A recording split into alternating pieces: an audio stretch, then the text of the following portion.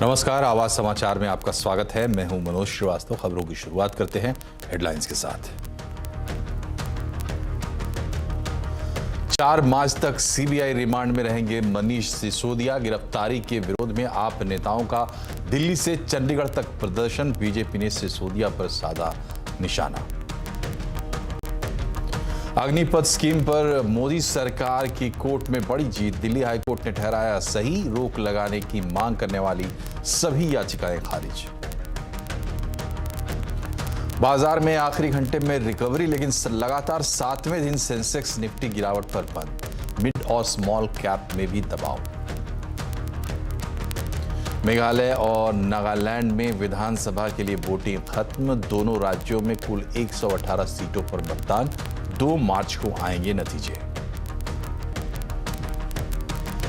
कर्नाटक के शिवमोगा को प्रधानमंत्री मोदी ने दी एयरपोर्ट की सौगात। कहा वो दिन दूर नहीं जब मेक इन इंडिया विमान में घूमेंगे भारतीय।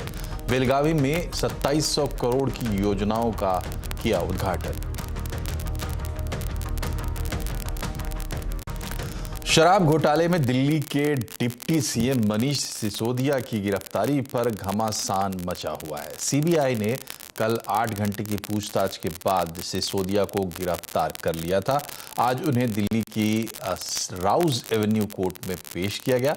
सिसोदिया के खिलाफ पिछले कई महीनों से जांच चल रही थी। सीबीआई के मुताबिक सिसोदिया जांच में सहयोग नहीं कर रहे थे, वो सवालों के जवाब देने से बच रहे थे। आरोप ये भी है कि पूछताछ के दौरान सिसोदिया ने जांच टीम को गुमराह करने की कोशिश की। और इस खबर पर अपडेट लेते हैं, हमारे साथ असीम मनचंदा जुड़ गए हैं। बताएं असीम, आज दिन भर की कहानी है सिसोदिया मामले में, आखिरी अपडेट क्या है? देखिए, दिल्ली के जो मुख्यमंत्री मनीष सिसोदिया है, रविवार को सीबीआई ने उनसे 8 घंटे पूछताछ की थी और पूछताछ में सहयोग नहीं करने पर उनको गिरफ्तार कर लिया था। आज उनकी राउज एवेन्यू कोर्ट में पेशी हुई। वहां पर सीबीआई ने 5 दिन का उनका रिमांड मांगा। सीबीआई का कहना था कि ये जांच में किसी तरह का सहयोग नहीं कर रहे हैं और खासतौर पे कि जो इन्होंने पॉलिसी बनाई थी उसमें जो होलसेलर थे उनका प्रॉफिट 5% से बढ़ा करके 12% कर दिया था। तो हम उस पूरे मामले की पूरी जांच करना चाहते हैं और ये सहयोग नहीं कर रहे, तो ऐसे में हमको इनको 5 दिन की कस्टडी दी जानी चाहिए। वहीं जो मनीष सिसोदिया के वकील थे उन्होंने इसका विरोध किया। उन्होंने कहना था कि इनको 3 बार नोटिस भेजा गया, जिसमें ये 2 बार पहुंचे। सीबीआई ने उनसे मोबाइल देने की मांग की थी, वो मोबाइल अपना सौंप चुके हैं। और तीसरी सबसे बड़ी बात, जो पॉलिसी थी, एक्साइज पॉलिसी, उसको एलजी ने भी मंजूरी दी थी। तो ये पूरी तरह से एक सरकार के पॉलिसी डोमेन था। इसमें इसलिए यहाँ पर इनको रिमांड देने की जरूरत नहीं है, क्योंकि जांच में पूरी तरह से सहयोग करें। कोर्ट ने पूरे मामले की सुनवाई की और फिर इनको 5 दिन के लिए रिमांड पर भेज दिया। 5 दिनों तक ये पुलिस कस्टडी के अंदर रहेंगे, सीबीआई से पूछताछ करेगी और 4 मार्च को दोबारा से इनकी पेशी होगी कोर्ट के सामने और उस वक्त देखना होगा सीबीआई कितना और रिमांड मांगती है। बहुत बहुत शुक्रिया असीम।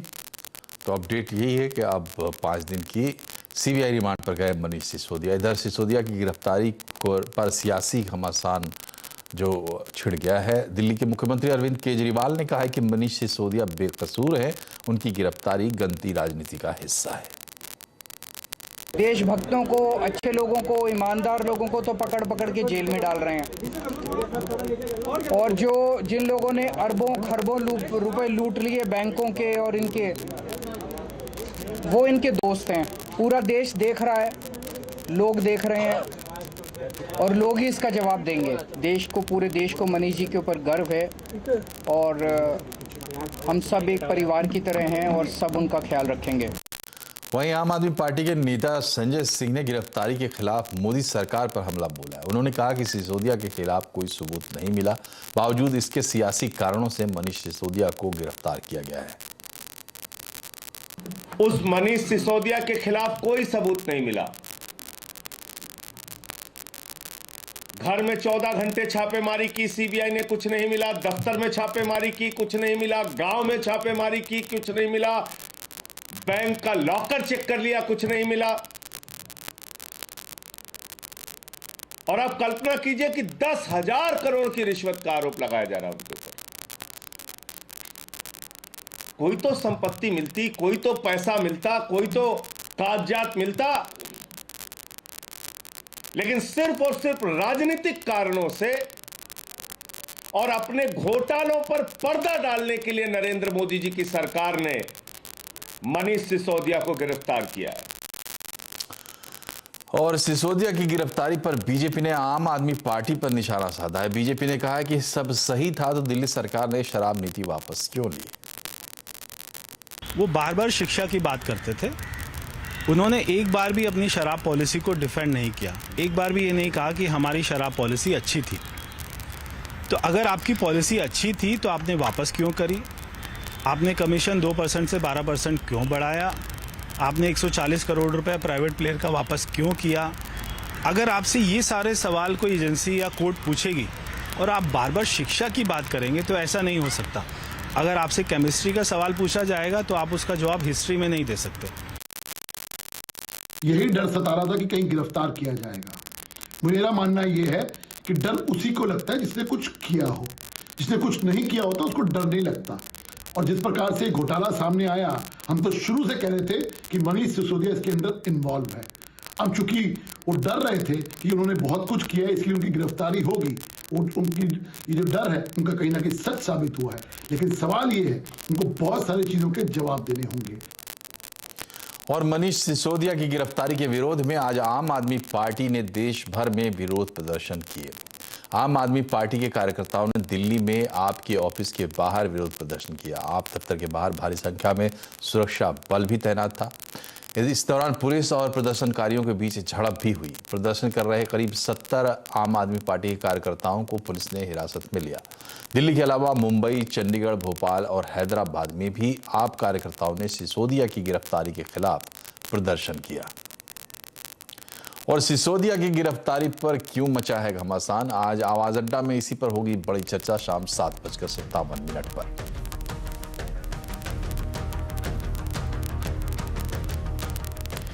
दिल्ली हाईकोर्ट ने सेना में भर्ती की अग्निपथ स्कीम को चुनौती देने वाली सारी याचिकाएं खारिज कर दी है। कोर्ट ने कहा है कि अग्निवीर स्कीम में देश हित में बनाई गई है और इससे सेना बेहतर होगी। फैसला सुनाते हुए कोर्ट ने यह भी कहा कि इस स्कीम में दखल देने की कोई जायज वजह नहीं है। तीनों सेनाओं में जवानों की भर्ती के लिए अग्निपथ स्कीम पिछले साल जून में लॉन्च की गई थी। स्कीम में 17 से 21 साल के अग्निवीरों की 4 साल के लिए सेना में भर्ती होगी। इनमें से 1/4 अग्निवीरों को स्थायी नौकरी मिलेगी। इस स्कीम के खिलाफ देश भर में प्रदर्शन भी हुए थे और स्कीम की संवैधानिक वैधता को चुनौती देते हुए याचिकाएं दायर की गई थीं। पिछले साल 15 दिसंबर को कोर्ट ने इन याचिकाओं पर अपना फैसला सुरक्षित रखा था और आज फैसला सुनाया। और अब जानते हैं मार्केट का हाल। आज सेंसेक्स निफ्टी लगातार 7वें सेशन गिरावट पर बंद हुए। हालांकि आखिरी घंटे में रिकवरी देखने को मिली। सेंसेक्स 176 अंक गिरकर 59,288 पर बंद हुआ। वहीं निफ्टी 73 अंक गिरकर 17,393 पर। आज सबसे ज्यादा खरीदारी रियल्टी बैंकिंग शेयरों में रही। मेटल, आईटी, ऑटो शेयरों में आज गिरावट देखने को मिली। टाटा म्यूचुअल फंड के सीआईओ इक्विटीज राहुल सिंह का कहना है कि अभी निवेश के लिए कैपेक्स और इंडस्ट्रियल थीम पर फोकस करना चाहिए। उनके मुताबिक आउटसोर्सिंग में भारत की ग्रोथ बहुत अच्छी है। अगर हम देखें कि जो हमारी इकॉनमी है वो इन्वेस्टमेंट साइकिल की तरफ जा रही है, कैपेक्स की तरफ जा रही है, इंडस्ट्रियलाइजेशन की तरफ जा रही है और इंडिया को जो फ़ायदा मिल रहा है आज आउटसोर्सिंग अपॉर्चुनिटी में, एक्सपोर्ट्स आउटसोर्सिंग अपॉर्चुनिटी में, ये अनप्रेसिडेंटेड है। ये हमने पहले कभी नहीं देखा। पिछले 10 साल में हम सोच रहे थे कि कैपेक्स साइकिल रिवाइव होगा, लेकिन इस तरीके से रिवाइव होगा और इस तरीके से भारत को ये दूसरा चांस मिल रहा है एक मायने से कि जो ग्लोबल आउटसोर्सिंग या ग्लोबल मैन्युफैक्चरिंग की जो मूव हो रही है और उसमें जो जिस जगह इंडिया पोजीशन्ड है और जिस जगह इंडिया पोजीशन्ड है चाइना से मार्केट शेयर लेने के लिए, आई थिंक ये सब काफ़ी इम्पॉर्टेंट डेवलपमेंट्स हुई हैं पिछले 1 साल में और इसके हमें ये शुरुआत है इसकी और ये अगर चला 3 से 5 साल तो ये काफ़ी बड़ा थीम बन सकता है। National bank for financing infrastructure and development के चेयरपर्सन केवी कामत ने कहा है कि सीपीआई और ग्रोथ पर फोकस बढ़ाने की जरूरत है।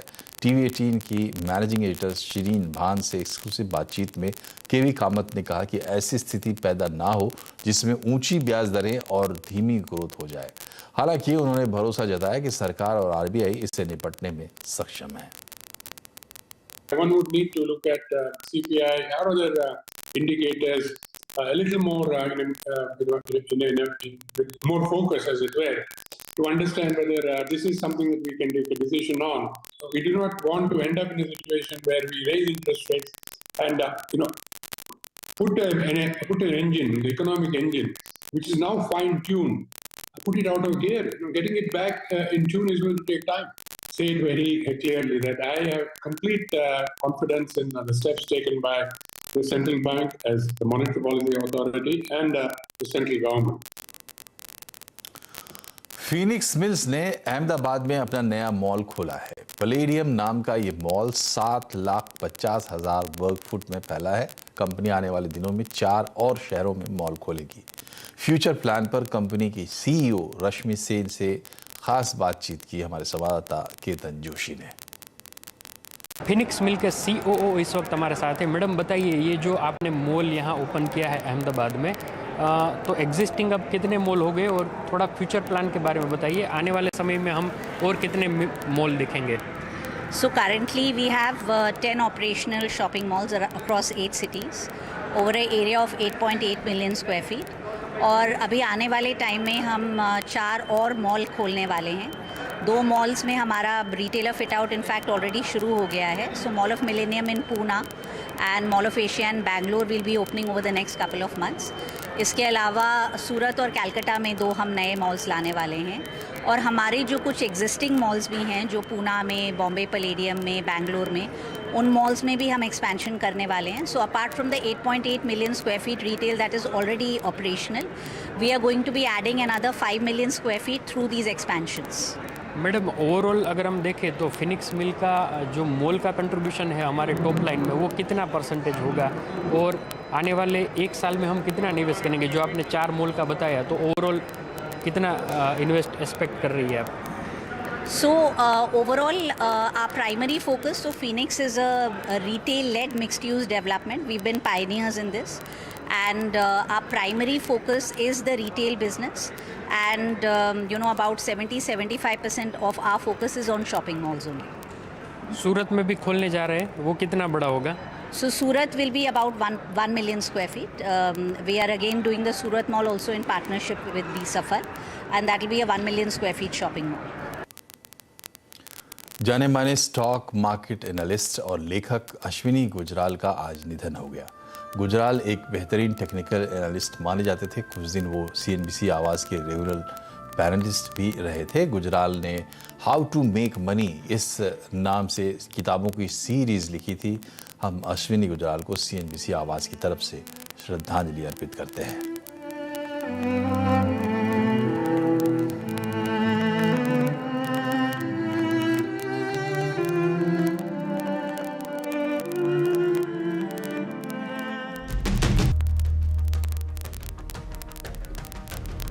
ब्रेक के बाद एक बार फिर से आपका स्वागत है। प्रधानमंत्री नरेंद्र मोदी ने आज कर्नाटक के शिवमोगा में एयरपोर्ट का उद्घाटन किया। करीब 450 करोड़ की लागत से बने इस एयरपोर्ट का ऊपरी हिस्सा कमल के फूल की तरह डिजाइन किया गया है। पीएम ने यहां इसके अलावा 3,600 करोड़ और बेलगावी में 2,700 करोड़ रुपए की योजनाओं का उद्घाटन और शिलान्यास किया। इस कार्यक्रम में पीएम के साथ कर्नाटक के पूर्व CM BS येदियुरप्पा भी मौजूद थे, जिनका आज 80वां जन्मदिन है। इस मौके पर पीएम मोदी ने सभा में पहुंचे लोगों से मोबाइल की फ्लैश लाइट ऑन कर येदियुरप्पा को बर्थडे विश कराया। वहीं इस मौके पर पीएम मोदी ने कांग्रेस पर जमकर निशाना भी साधा। शिवमोगा का ये एयरपोर्ट ऐसे समय में शुरू हो रहा है जब भारत में हवाई यात्रा को लेकर बहुत उत्साह है। 2014 से पहले जब भी एयर इंडिया की चर्चा होती थी तो अक्सर नकारात्मक खबरों के लिए ही होती थी। कांग्रेस के राज में एयर इंडिया की पहचान घोटालों के लिए होती थी, घाटे वाले बिजनेस मॉडल के रूप में होती थी, आज एयर इंडिया भारत के नए सामर्थ्य के रूप में विश्व में आगे नई ऊंचाई, नई उड़ान भर रहा है। OnePlus ने हाल ही में अपना फ्लैगशिप स्मार्टफोन OnePlus 11 लॉन्च किया था और अब बार्सिलोना में चल रही मोबाइल वर्ल्ड कांग्रेस 2023 में OnePlus ने इसी फ़ोन का नया वेरिएंट OnePlus 11 कॉन्सेप्ट से पर्दा उठाया है। गेमिंग पर focused OnePlus 11 concept active liquid cooling system से लैस है ताकि गेम्स खेलते वक्त फ़ोन ज़्यादा गर्म ना हो। इस शानदार फ़ोन के फीचर्स के बारे में बार्सिलोना से बता रही हैं शिबानी घरत।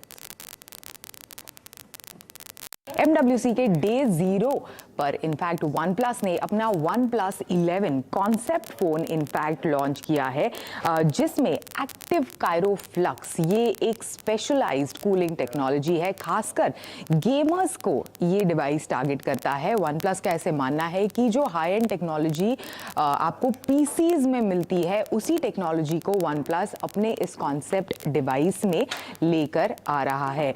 काफ़ी इंटरेस्टिंग इसका डिज़ाइन भी है। ये जो एक्टिव कायरो फ्लक्स जो कूलिंग टेक्नोलॉजी है, वो कई सारी चीज़ें इनफैक्ट आपके स्मार्टफोन में इनेबल करती है। जैसे फॉर एग्जांपल आपका जो डिवाइस का टेम्परेचर है उसको अप टू 2.1 डिग्री सेल्सियस घटाएगी ये टेक्नोलॉजी। साथ ही जो गेम्स खेलते वक्त फ्रेम रेट है उसे 3 to 4 FPS से इंक्रीज भी करेगी। इसी के साथ साथ चार्जिंग करते वक्त जो आपका डिवाइस हीटअप होता है उसे रिड्यूस करने में मदद करेगी और जो चार्जिंग टाइम है उसे लगभग 30 से 40 सेकंड और बेहतर बनाएगी। अभी ये जो डिज़ाइन है, ये जो ब्लू कलर का डिज़ाइन है, वो एक्चुअली डिस्प्ले की तरह दिखता है लेकिन डिस्प्ले है नहीं। Actually the active Cairo flux working with in this like underneath the device, और ये इनफैक्ट बनाया गया है। काफ़ी इंटरेस्टिंग चीज़ है, वाटर, मिनरल ऑयल और माइका जो स्पार्कल हम मेकअप में इस्तेमाल करते हैं, उसी चीज़ से इनफैक्ट इसे बनाया गया है। इस बार समय से पहले गर्मी आने से आइसक्रीम की डिमांड बढ़ गई है। अमूल, वाडीलाल और मदर डेयरी जैसी कंपनियां अच्छे सीजन की उम्मीद कर रही हैं और नए नए फ्लेवर्स उतार रही है, जैसे कि रसमलाई, फिरनी, खीर वगैरह वगैरह। देखिए आने वाले इस सीजन पर हमारी ये खास रिपोर्ट।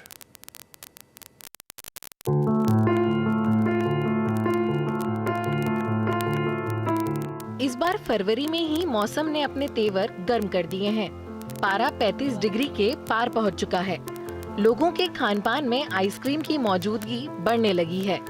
लोग गर्मी से परेशान हैं, लेकिन आइसक्रीम कंपनियां अच्छे सीजन की उम्मीद में गदगद हैं। स्वाद और सेहत को ध्यान में रखते हुए नए नए फ्लेवर लाए जा रहे हैं।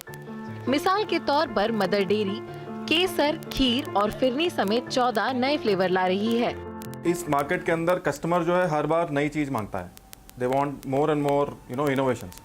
तो हम लोग कस्टमर के लिए काफ़ी एक्साइटिंग फ्लेवर्स, अराउंड 15 नए फ्लेवर्स और फॉर्मुलेशन हम लॉन्च करने वाले हैं।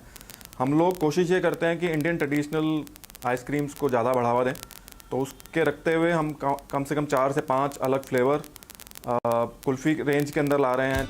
वाडीलाल ने भी रसमलाई, फालूदा, केसर मोहिनी और बड़ा बाइट जैसे नए नए प्रोडक्ट ऑफर किए हैं।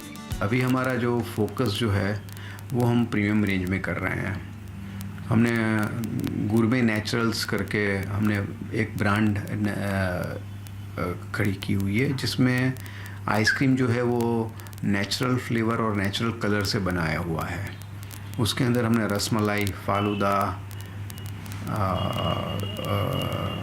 कुल्फ़ी फ्लेवर, गुलाब जामुन, ये सब हमने इंट्रोड्यूस किए हैं।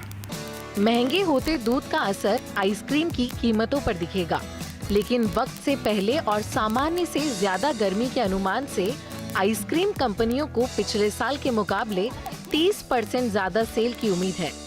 केतन जोशी के साथ दीपाली नंदा, दिल्ली। और इसी के साथ बुलेटिन में फिलहाल इतना ही, लेकिन खबरों पर अपडेट रहिए, जुड़े रहिए CNBC आवाज से ट्विटर, फेसबुक और यूट्यूब के जरिए। नमस्कार।